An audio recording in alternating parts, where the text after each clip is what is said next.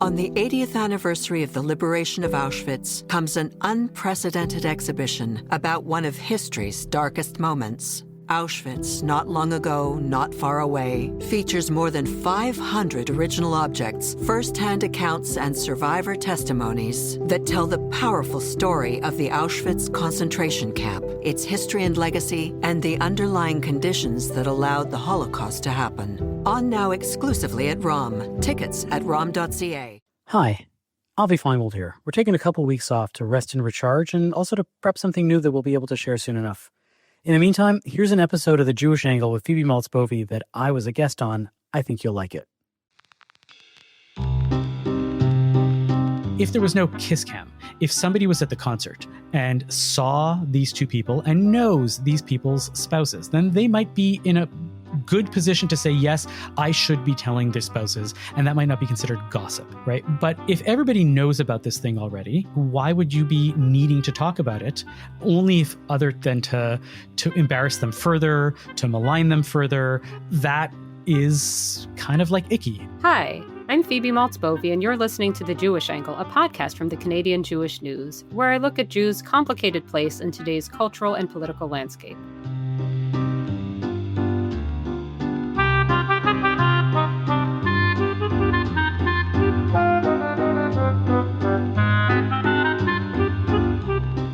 So the story I'm going to tell today is about a man and a woman, both married to other people.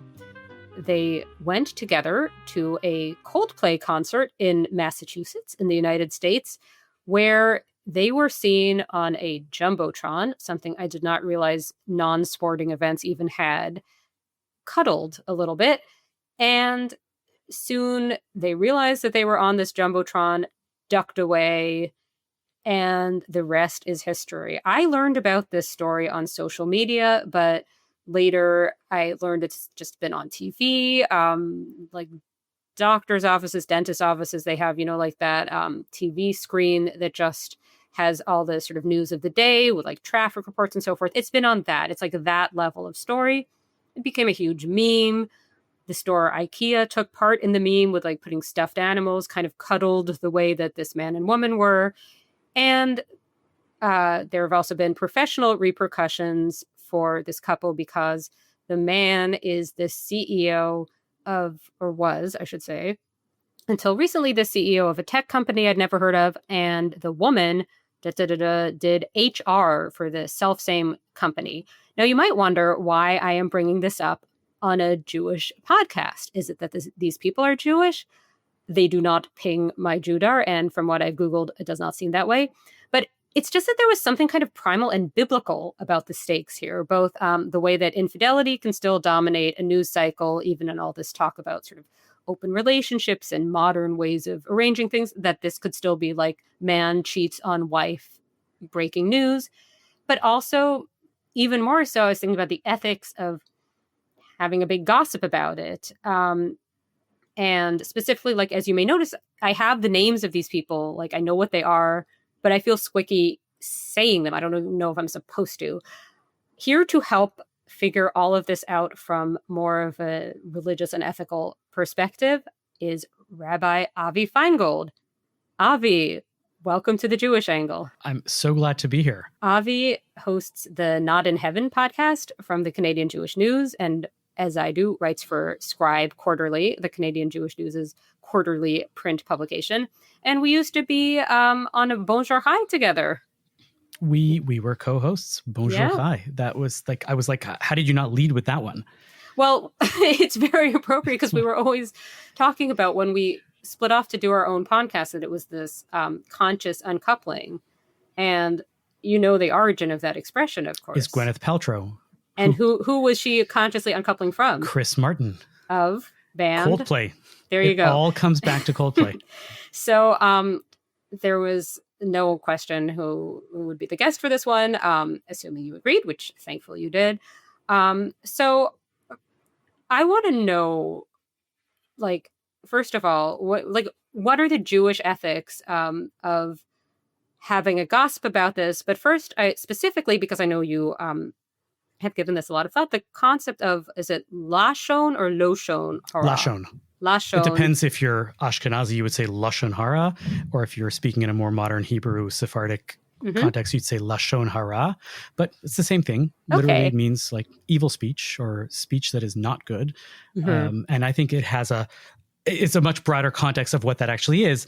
And so, it's whether you're gossiping, whether you're talebearing, whether you're lying, generally in today's day and age, that refers to gossip and talebearing and, libel and things like that. But yeah, the idea of lashon hara is this encompassing thing to make sure that your speech is good. So, verdict. If you know about this this story, is it okay to speak of it?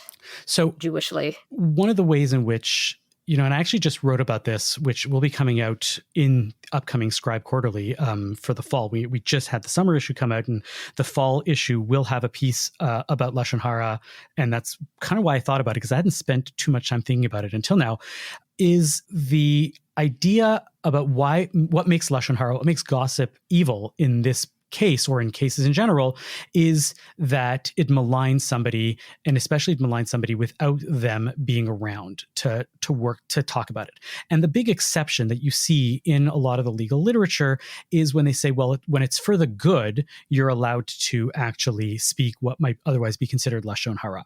So a great example of that is Me Too, right? Not me personally, #Me Too. In the era of, when Me Too was cresting, and you heard a lot of people say that the thing that stopped me from talking about my abuse was when I spoke to my rabbi. He was like, well, don't talk about it because it's lashon hara. And people would be kept down because of the gossip. And yet the thing that people talk about now is that not only is it allowed, but it's mandated to be able to talk about an abuser, because that is going to prevent other people from getting being the victims of abuse. A good barometer for being able to think about how you should regulate, how you should think about your speech is this going to benefit anybody, or is this just there to be gossipy and fun and light or whatnot? In this situation, if there was no kiss cam, if somebody was at the concert and saw these two people and knows these people's spouses, then they might be in a good position to say, yes, I should be telling their spouses, and that might not be considered gossip, right? But if everybody knows about this thing already, why would you be needing to talk about it? Only if other than to embarrass them further, to malign them further. That is kind of like icky. And so that's where you can start thinking about the notion about lashon hara. I had a colleague of mine tell me, and this is a good way of doing it. He was a therapist, and he said, in therapy and in a lot of justice work, you hear this line, nothing about us without us. I'm sure you've heard this before. Don't try to fix Indigenous rights without Indigenous people at the table, et cetera, et cetera. Don't talk about somebody without them present. And if somebody is present there and you feel that it's important to talk to them, it's complicated. But if it's beneficial and useful, then, that's a good way of being able to frame the Jewish approach to lashon hara. No, it's so interesting. So the Me Too aspect, Me Too is going to come up later in this conversation regarding a question I have about this case. But it's tricky because sometimes some of the accusations, it's not even about true or false accusations, but I'm thinking of things like the Shitty Media Men List, which included just this sort of crowdsourced document that was about misdeeds of men in media. And some of the things were either not substantiated or just kind of off topic. They were just somebody was annoying at someone's work and they put it on what seemed to be a crowdsourced document for finding abusers. And it's just because, I think Me Too was a lot of different things, which is complicated. But when I think about the ethics of this in a more secular way, I think about this as and I don't know whether there's a Jewish sort of convergence with this, whatever, but don't turn people into a meme seems to be something I think of it. It's inevitable that it happens, but also it's never really ethical when real people become a meme, Yeah. And also just this question of treating real people interchangeably with fictional characters, which is something that I remember noticing when I reviewed Naomi Klein's book. Because it's about the double thing, I always have to pause, Naomi Klein, where she's talking about Naomi Wolf in this kind of almost interchangeable way with a Philip Roth character. And it's like, one of these is a real person and one of these is a fictional creation. And I feel like something ethical seems squicky. It's all about squicky, the squicky theory. To me, about like, if you talk about a real person in a way where you imagine that they're a fictional creation and that they don't have any feelings. Yeah, I feel like we've talked about this in the past when it came to like celebrity, the notion that like there are some people who, just by virtue of them being so public, inevitably become just a thing and not a person with feelings. And, there's something the Kate about Middleton. This is when we talked about Sure. the Kate Middleton story where there was all of this gossip about a missing princess. And then, of course, it turned out to be a very sad story that she was very ill. So the thing that I find interesting about that, and I try to make a distinction, is that, in that situation, when somebody is a celebrity, they have willingly signed up to become a celebrity, and they know that they are going to become a caricature to everybody, that billions of people are going to develop, millions, whatever, tens of thousands are going to develop quote unquote parasocial relationships with them. And they have to deal with that attendant, whatever that is, that's what it is. So I get that they have feelings. I try to empathize with somebody who's a celebrity who's telling you how tough their life is, whatever it is. But I also I'm like, okay, you signed up for it. I'm not treating you like a total person because you're a persona. That is who you are. When somebody does something inadvertently, and I'm bracketing our couple in question here, but how a divergent they were is a different story. When something happens to you inadvertently and then you become a meme, like, yeah, that's not good. I really, really don't like that. That's the squickiness that you feel that you're talking about. That to me is the distinction. They didn't do anything and then something just happened and now they become like the meme. The part that I have to figure out in this case is that like these people did something very shameful. They didn't think that they would get caught by it, but we're in an era where it's very easy to get caught by these things. And I hope that this is a way for people to be able to recognize that, yes, we live in an era where things get caught much easier, and they're dealing with the attendant shame, and yet everybody's turning them into a meme now. And even though it's kind of funny, you kind of feel for them a little bit in that way, even though the shame that they're feeling is real and they didn't ask for this in their own way. Right. So you just touched upon actually like 3 different things I have separate questions about. So I'm going to try to that's how we work. break this up into pieces here. So I know actually from talking with Kat Rosenfield, we were talking about this, and she's the other woman in this situation. She right? is the other woman. Exactly. If I see you guys at a Coldplay concert on the Jumbotron, I'm going to feel so hurt. Well, when we were having our illicit conversation about this, she was saying that there have been like sort of social conservative arguments along the lines of these people were cheating. This is setting an example. To make a big thing of this is setting an example so that other people don't cheat.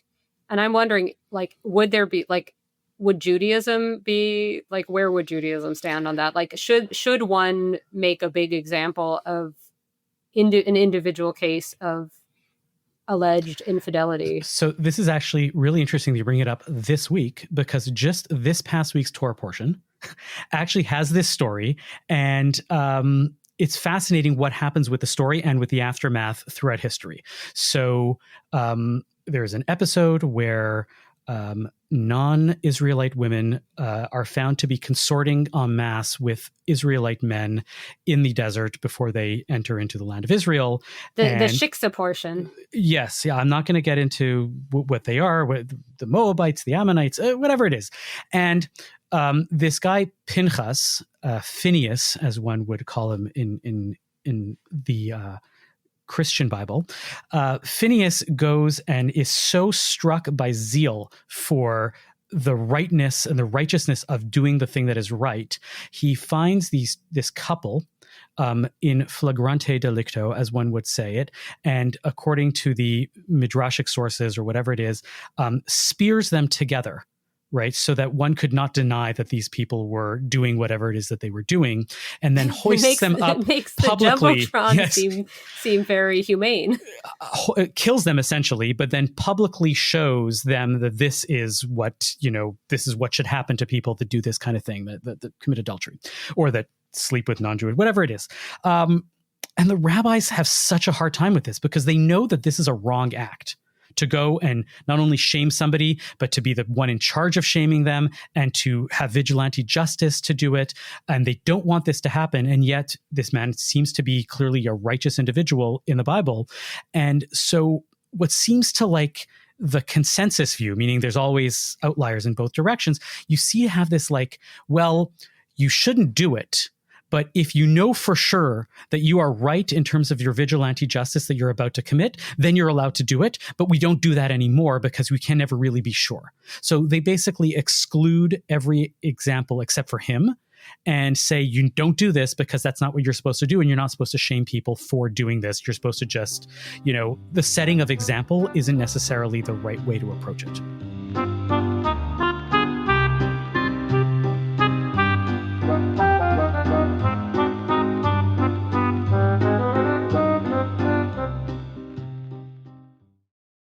On the 80th anniversary of the liberation of Auschwitz comes an unprecedented exhibition about one of history's darkest moments. Auschwitz, not long ago, not far away, features more than 500 original objects, first-hand accounts, and survivor testimonies that tell the powerful story of the Auschwitz concentration camp, its history and legacy, and the underlying conditions that allowed the Holocaust to happen. On now exclusively at ROM. Tickets at rom.ca. Well, it's interesting when you say about the not being sure, because I saw this story and I thought,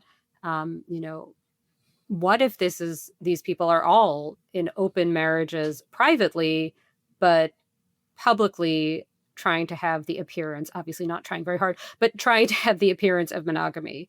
And you don't actually know if you are outside these people's marriages, what their arrangements are and whether they are in fact wronging one another. You know what I mean? Like, this is something where... I mean, in this case, I think it's not the case, because had that been the thing, they probably would have rather been outed as, a swinging couple rather than, or ethically non-monogamous, right? I think they probably would rather do that than, really? I don't know. I don't know. I don't know. I mean, the reason I'm saying I'm not sure is because I think there's a dignity involved in life. And if your spouse kind of violates your dignity, I could see there being a woman in the world or a man in the world, whatever, who would be more okay with their partner discreetly getting a bit of action on the side than going to a Coldplay concert and having this be public and being on the Jumbotron and all of this. Then in that sense, you're right. I meant that, like, if they were all in on the you mean game, if it was like truly, and they were shamed because they were private about it. They were kind of religious. They didn't want people to know that, yes, this is what we do and this is how we do it. Then that, I think they probably would have gone for the lesser shame. But especially because there's no shame anymore in ethical non-monogamy. Everybody does it. I don't know. I mean, that's the thing, is that I can't really tell, because I did feel like there was something very of another era about this. But I'll get to another way that I think things were of another era. But did you have something else on this? No, I was just thinking that, like, nowadays the thing to do is it's ethical non-monogamy, and in a bygone era, which you're about to talk about, it was very much non-ethical monogamy. That was the that was the thing to do in the day. Well, this is going to be about a bygone era, but in a different way, which is something that struck me about this, and partly it struck me because tonight, we are recording on Tuesday, July 22nd. I am actually going to be at an event with Lydia Perovic. Remember her? Oh, I remember her. Yeah. Perovic. Sorry, I'm not speaking very well today. But anyway, we're going to be appearing at something that she organized to talk about Me Too and what came of Me Too. When you say you're appearing together, physically, you're not on a Jumbotron. Well, I would have a lot more explaining to do, perhaps, than she would, but no, not on a Jumbotron. On that I know of. She hasn't told me if there's going to be a Jumbotron. I'm not appearing if there's no Jumbotrons, but no, those are just for the audience members. Anyway, it's about Me Too, and so Me Too has been very much on my mind again this week. I was thinking about it in terms of this Epstein stuff in various ways, but also the Jeffrey Epstein, obviously, not just Epstein's generally. But here specifically, we have a case where this man was until recently the head of a company, not a company I'd ever heard of. That's going to be relevant to my next question, probably. But yeah, And she is or was an employee of the same company. Normally, in a Me Too framework, you would be thinking, okay, here's a female subordinate in some kind of what looks like intimate situation with her male boss. It would at least come up as a possibility that there was coercion. And what I have found so striking in this particular context is how absent that has been as a possibility at all. Like, that does not seem to have come up. What do you make of that? That's not really a Jewish question. It's just like something I've been wondering about question. My first thought is, well, at least HR knew about it. Well, that did come a lot was said about the HR thing. Look, I'm a big believer in the coercive possibilities of relationships. I remember learning this when I was doing my BA in psychology, and learning that therapists, that you either have, like, some therapists believe it's like a 7 or 10 year window to be able to date a former patient. And a lot of therapists say that, no, you could never date a former patient. If they were ever a patient of yours, you might actually be in a coercive position. You might be in a position of power over them. Same thing with teachers and TAs. And we see this all the time. And there's this notion that I don't like, that if it's quote unquote, consensual, if they are both adult enough to be consenting, then they are both adult enough. And that's legally, I believe, the true, fact around this, that consent doesn't matter, then you're willing to give up whatever that is. But I'm with you that I do very much believe that the power dynamic is very weird in a relationship, and in some of these. And I think that as a result, people should be ethically, barred from certain types of relationships. But in this case, even if you ethically barred this person, you said, you're the CEO, you're not allowed to date, even if you were single. This person clearly, and I'm not sure, I don't know, I'm guessing here, but this person does not seem to have the same level of scruples to go and say, well, you're right, we should have an affair, but you know what, I'm going to promote you to the C level so that we can actually have an affair, and it won't be it'll be ethical in that sense, but my wife, whatever, we're not going to get into that. So, like, in that sense, yes, I think that that's a big part of it, but we only see that come up when consent is a question around what that consent is. And yes, I think we should be having a larger question about certain relationships and what consent means in those relationships. I mean, I just found it very strange that this is one coming up. My gut feeling, and I wonder how much was just colored by the discourse on this, was, oh, these are people having an affair. They're, as others have pointed out to me, close in age. They look happy in that moment before they really don't look happy. But, like, who knows? And I don't find the fact that she's not a young woman all that definitive. She could still really want to keep her job and think that's what she has to do that. And that would be very Me Too-ish. Yeah, I'm with you. I think that it's, there probably are better guidelines that we should be having for these things, but I've never worked in a large corporation like that. So I really, I have no frame of reference for this type of thinking, aside from knowing that relationships can be messy. And then if there's even a hint of messiness, I do believe that you should avoid them. So, yeah. Yeah, I mean, I don't know that, I don't feel like I'm advocating for necessarily that there needs to be a Me Too analysis of this couple. I'm just struck by the fact that there hasn't been one, and it seems like it should at least be out there. You know what I mean? I think it's because what I'm trying to get at is I think that the issue here is that there has been an absence of discussion around anything involving consenting adults. But there hasn't. But what I'm getting at is that there hasn't. For years, there was a tremendous... There has not been a conversation about this when you have two people relatively close in age but have a weird power dynamic. It comes up in the conversation with, like, therapists. It sometimes comes up in the conversation with professors. And even with professors, you're like, well, if the TA is over 18 or the student is... Oh, no. It has come up very much with that. And if the student is no longer a student, then that's a problem. That's not a problem anymore. A bunch of schools have, I think, more rules about this than they used to. But well, that's good. But there is a Me Too, like, I think, because what I think is that Me Too has sometimes, like, the sort of, by Me Too I mean like the cultural kind of fallout from Me Too has sometimes overshot the mark, where it's like, and kind of done a micro analysis of power dynamics such that, like, nobody could ever date anybody ever. This seems like the kind of case that would not require a micro level. Like, who knows? I don't know. I mean, she's not to my knowledge. I don't know. I'm going to give them the benefit of the doubt on this one, in that like maybe she's in a totally different division and he doesn't have the ability to really let her go. Like he's so far removed from the process as the CEO that in reality, I don't know. I don't know how these things work. And I would imagine that there are some cases where the power dynamic of being the CEO and somebody else being lower, but being in a completely different, something or other would not matter, would not make a difference. I will plead or make less of a difference. I will plead corporate ignorance alongside I you. I don't know. I wanted to ask you though something I saw on Blue Sky, which I should probably not use because it just fries my brain like little else. It's this liberal, progressive kind of the nicer alternative to Twitter, which is like a kind of weird place where somebody there was really first somebody posted that you really shouldn't be gossiping about these people, and then somebody replied to say, no, you should, because it's punching up, and was using the punch up versus punch down thing and claiming that because these are like wealthy people or powerful people, no, I don't know how powerful the woman in this relationship could plausibly be. And that to me seemed like a stretch. I mean, to me, that's very akin to saying Luigi Mangione is a great hero.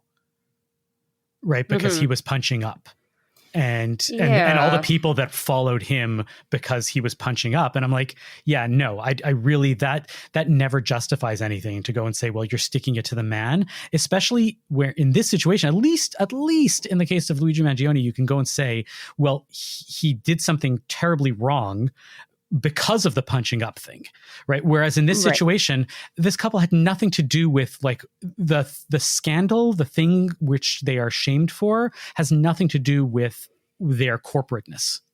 Right. It seems and so therefore you're not really punching up. You're just saying, oh, rich people have the same problems that we do.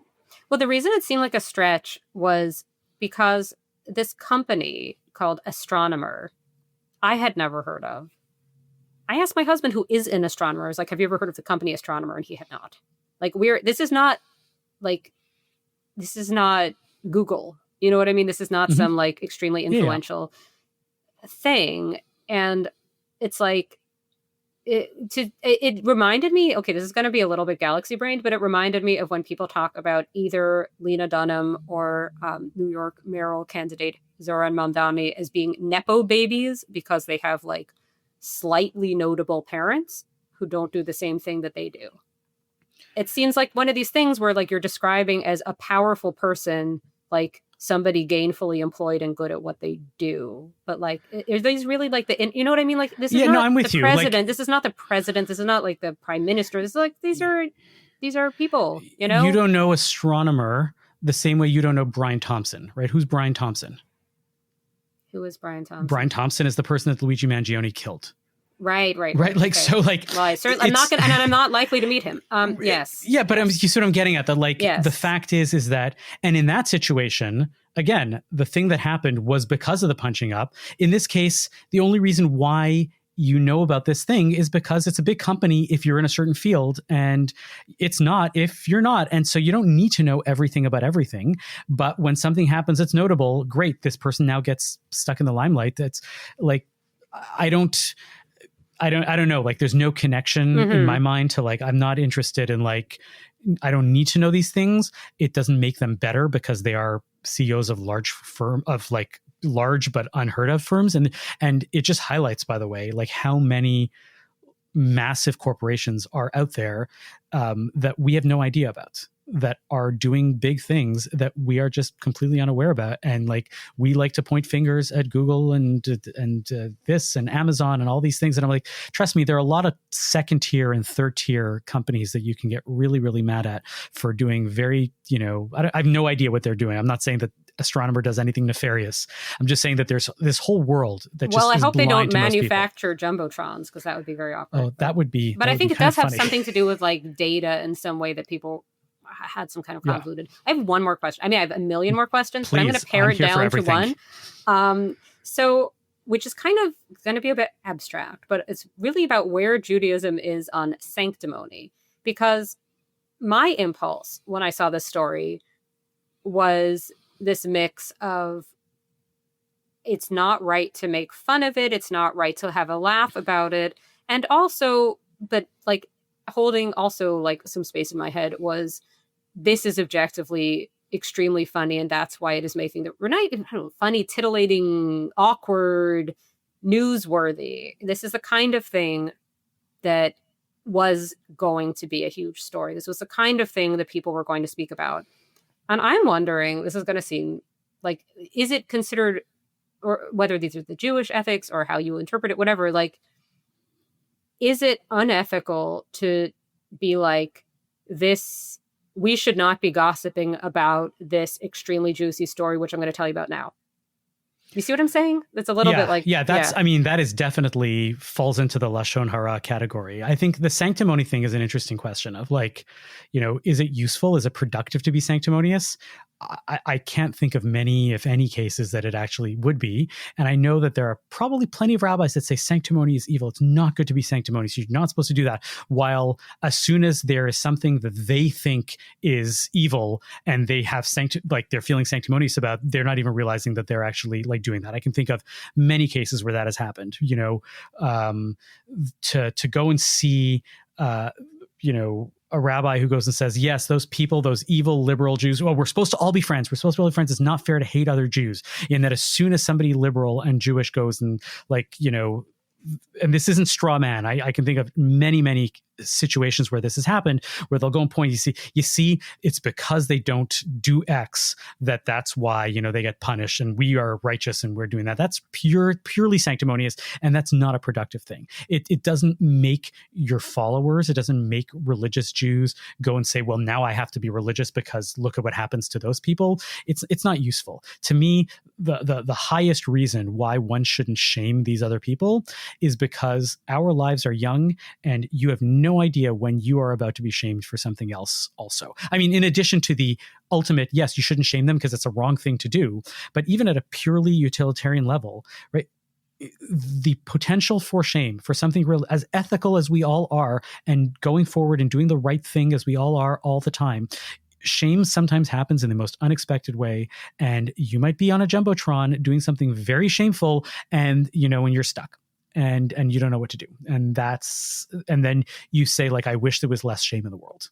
I have one pitch to you for something you could write about for the magazine, for Scribe Quarterly. Ooh, okay. Although I don't know if it would fit. The Jewish angle on virtue signaling. Yeah, it's you'd be surprised. There's more than you would think to say about that. And a good example of that is, and I'll unpack it just a little here for you. I don't know if I would end up writing it, but I'll start it here and I'll think about it. You know, ritual stringencies are a really fascinating thing, right? There's always some way to be more ritually stringent. I have a rabbi who always likes to point out that there's no such thing as a stringency, because every stringency is a leniency in the other direction. Like spending the money on this super kosher item instead of the regular kosher item means that you have $50 less to go and, you know, give somebody else food that they didn't have $50 worth of. Right. So you're asking yourself, how much is my religious stringency worth? Is it worth that $50? Or is it more important that I take that and take a regular kosher and just give that money to somebody who needs it much more than I do? Right. So that's, you know, a good example of that. But in an era where luxuries were always often frowned upon, which is no longer the case, because Orthodox Jews are very ostentatious when they can and need to be, or when they choose. Stringencies became a luxury commodity, right? To be able to say I can afford to do X was a really easy way to show that you're rich, and you can, and you're very, very religious by doing that. I know exactly and if what that's I want to ask you back on. If that's not virtue signaling, yes. If that's not virtue signaling, then I don't know what is. And I think that it's kind of icky that people start putting a dollar amount on being ritually stringent. Well, it's exactly how it went in the secular world with the food movement of getting everything organic and local and very pure. Mm-hmm. And then you also, like, unless you're rich, would have no money left over, basically, if you did it. If you go to a Whole Foods and look at how many non-electric SUVs are in their parking lots, and you know, which one are you with? Are you there because of X? Or are you there because you know? So yeah, we virtue signal in ways in which it's convenient for us and not in ways in which it's not.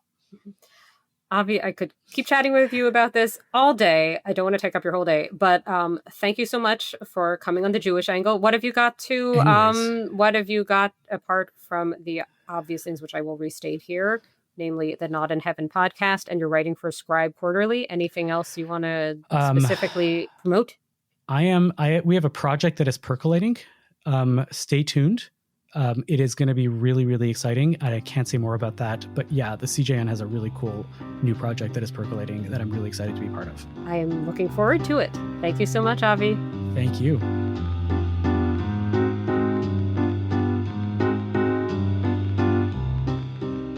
Thank you for listening to The Jewish Angle, a podcast from the Canadian Jewish News. This has been Phoebe Maltz-Bovey, opinion editor of the CJN and a contributing editor of Scribe Quarterly, the CJN's print magazine. The show is produced and edited by Michael Fraiman. Our music is by Frank Freeman. If you've enjoyed this episode, please subscribe to The Jewish Angle wherever you get your podcasts. Thanks for listening.